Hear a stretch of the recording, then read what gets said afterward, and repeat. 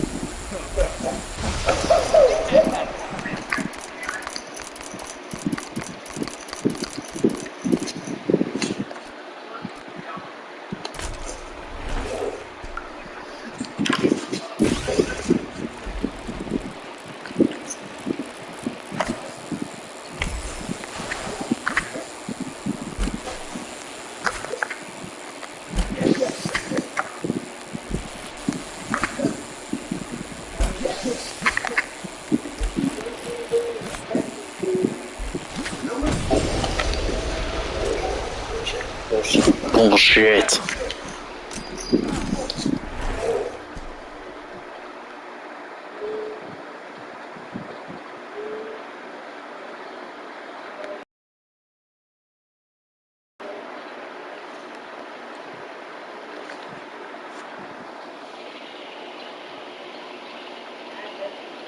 Penny appeared on my show because she had many unanswered questions about the tragic death of her 19-year-old daughter, Jessica. She believed a young woman named Samantha was involved in her daughter's death.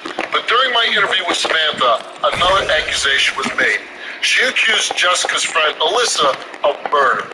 I sat down with Alyssa to find out the truth. But first, take a look at the story that started this investigation. It's my daughter, Jessica. She's a beautiful little soul. She was a miracle baby. She was just a very loving, caring person. She was a happy person. They had a lot of friends. Jessica and Sam met in elementary school. They were about 6 years old when they met, 7 years old. They did a lot of things together. Sam stayed at my house for a couple months when there was problems going on. Them two were like sisters, and Sam still calls her as her sister today. Those two girls they had a lot of fun. They were very silly together. They were always playing jokes on each other or putting makeup on on each other, dancing, bouncing off the beds. They were breaking my beds.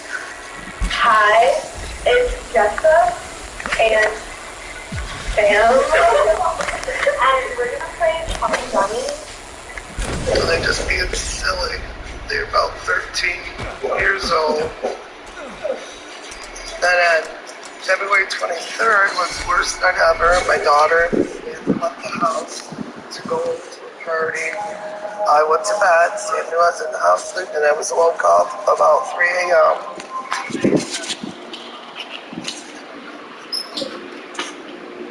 Didn't know what the accident was until they took me to the hospital and I found out she was ran over multiple times. The accident happened right in front of my house, and Sam, out of all 4 kids in the car, she came up to my house, and she decided to run 2 blocks away instead of waking me up. When the doctors came out and told me that my daughter had passed, I just hid in the corner. I couldn't even face anybody. And then when I found out later how this happened, Sam, her first thing walking through my door was, "Do you blame me?" And I said, "No, I don't blame you, Sam. I feel Sam has a lot to do with this accident." When I finally got to go in the back room and see my daughter, she was blood covered, her face. I couldn't even kiss her face without kissing blood. I have looked at the pictures since then, and there's not a spot on her body that was not injured. I believe there was a fight, and she got hit in the back of the head with the fight, and then they tried to cover this up. That's your friend's mom on the tape. What do you think about what she had to say there? I know she says I ran 2 blocks away. That's not true. I should not have. I did walk away. I walked away after I told them to call the cops. I didn't know what to do. I was freaking out. I wish I would have gone to her door. I wish I would have woken her up. And to this day, I still wish I would have.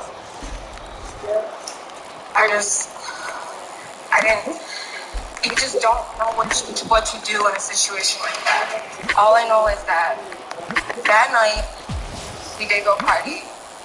And Bullshit, I don't like first person, I hate first person. she was also on some Xanax drugs. And when she gets on both, she gets hostile. She started a fight with me. And I took her to the side and I'm like, "Jessica," I said, "please don't do this tonight. You're my sister, I love you." And she started crying and she's like, "I know, Sam, I'm sorry. And then everything was fine after that. Bullshit. And she was just like a switch, like she just switched, I don't know, out of nowhere. And she just started fighting again with the other people that were there. So on the ride home, it was me in the front seat, the driver, Jessica, some guy, and her friend Alyssa in the back seat. And then out of nowhere, Alyssa and her started fist fighting. In the car. So once we got to Jessica's house, me and Alyssa got out of the car, went to the driver's side to get her to help her up to the door. And we were helping her, and out of nowhere, she swung on me. She caught me on my chest, and I was just so fed up with the night. I just wanted to go home and just be done with the night. So I said, "Here, Alyssa, just take her up to the door. I'm going You're home." letting a girl that got her brains beaten by Jessica walk her up to the door? I mean, I was drunk too. And it was wrong. I should have walked her up there. I know I should have. Well, I got to the passenger side and I was putting my seatbelt on and the driver took off and I felt a bump and a scream. So I asked the driver, I said, stop, And then I opened the door and the only thing I seen was Jessica's legs. And this happened right in front of Jessica's house. We were just telling her to just hold on, the police are on their way. And they put us all in one car until they realized it was more serious. Do you feel anybody was the cause of her death? I feel like Alyssa pushed her. With all this, like you said, your daughter suffered an injury before the party. The driver states that he wanted to call 911 before they brought her home. That somebody else cleaned the blood off the back of the car where your daughter was sitting. Why did the police close this case without charging? I honestly think somebody knows somebody. I don't know, because even the medical examiner told me, and I called him back again, he said that our police department assured him this was an accident. And he told me that very stern, and he said it more than once. So I don't know who knows who. I tried to go back and talk to the medical examiner. He talked to me. The prosecutor down there in county told me I need to get over it and move on. I'll never get over it. I'll never get over it. He said those And words. she said those words. said She those said, get over it, leave my medical examiner alone. Samantha, that night did you push Jessica in front of the car? Answer no. Were you driving the car that ran Jessica over? You weren't, but you did answer no. That night was the gash on the back of Jessica's head caused by you and her fighting. You answered no, and the results from the lie detector test is that you told the truth. Samantha passed her lie detector test that day, but I wasn't satisfied with the investigation. So now her is here to clear her name and hopefully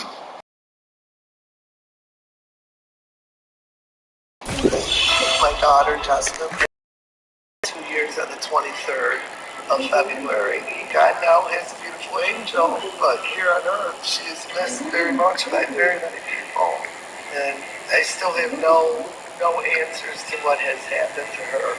When I came on the show before, I had Sam there, and Samantha kept saying this was an accident, but then when we were on the show, she accused Alyssa of pushing her in front of the car. Alyssa wasn't here last. I have no idea what to believe because the stories are different from all the kids. Last time we had her lie detector test, but oddly enough, Samantha is locked up right now for assault with a dangerous. Jessica would be 22 this year, so we missed her 21st birthday. We didn't get to go out and celebrate that. It's just such a loss in my house. I hope everybody learns a lesson. When you go out with your friends, take care of your friends. Don't let someone be drunk and on pills or whatever they're doing. Make sure everybody gets home safe. Samantha she did accuse you of murder. It's ruined my life. And I live with it every day of what happened to Jessica. I never forget it, ever. Thank you, Alyssa, for coming on.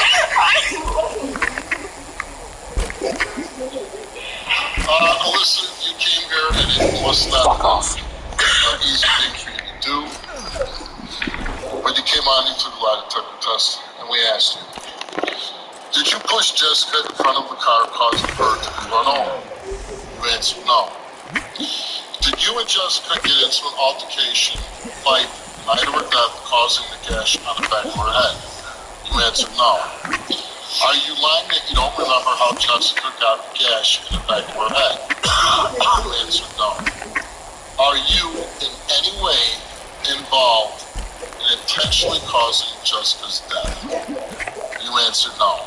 The results came back all the same, and they came back that Alyssa told the truth. I do hope that this gives you some comfort knowing that a couple of the people that were involved in this situation that cleared their names. I certainly hope that you'll go on and find peace in your life. I want to thank you for coming on the show and putting your name. And I hope that the incident that you were involved in, you'll use that to serve a purpose. And maybe, like I said, speak out against everything that happened at night and maybe save somebody else's life. Yeah.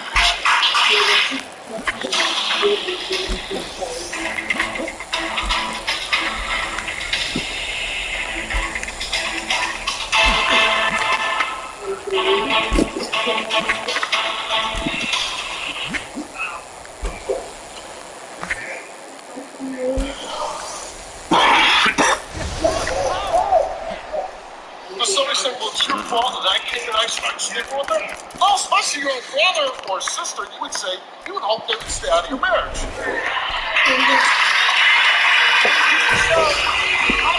I didn't step in when these lumps on his son's butt. When he was engaged to her, he had their family. You should not, in any form, level, thinking, you should have gotten romantically involved. I warned him beforehand. I told him. I said, if you keep treating her this way, you're going to lose her. Okay, and I made this perfectly clear. It's a hard thing. But he should be involved in your son's life. He should not be missing large chunks of it. From this point on, you should go back and make every effort to be in your son's life. And now you blame his new girlfriend, Amanda. But she's the one that puts it in. It's not even, Hey, you know what? he knows it's his son. Me and him are brothers. It's a relationship. He's solid, right? He's a great husband. Takes care of you. Very affectionate towards you. Caring, loving. He's very opinionated about, everybody and everything going on in this situation. Yeah. What do you think about that? Actually, me and him were about to end it before he came in. Okay, and I understand that. And that's fine. You're about done it, but listen, you go after just like a brother, whatever, that's your thing. You're attracted, you want to do. But as a brother, I certainly would have done that to my brother. You know what I mean?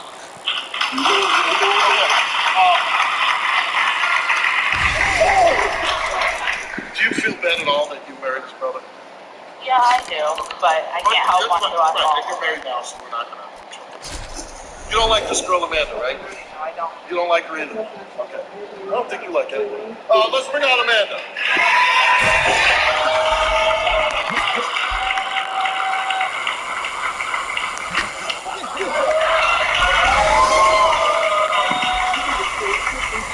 How you doing, Amanda? How long have you and Steve? Almost 2 years. Oh, long relationship. And you have a good relationship, you love him? And are you planning to get married, or? So, yeah.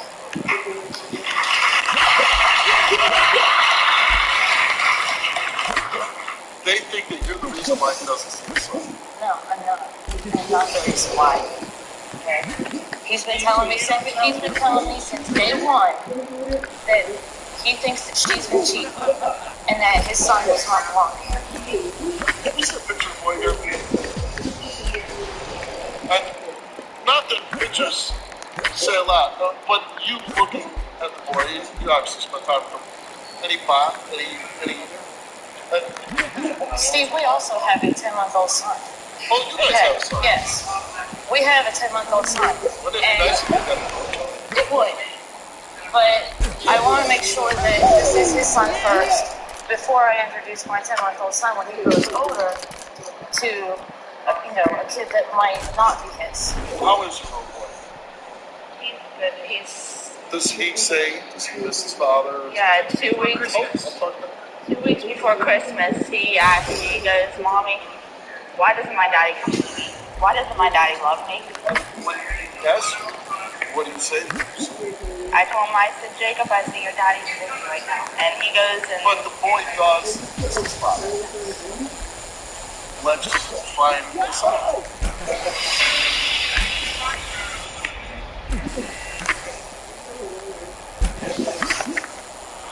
No tabletop. There's some things in life you just don't cross. And you don't cross your own man. Don't do the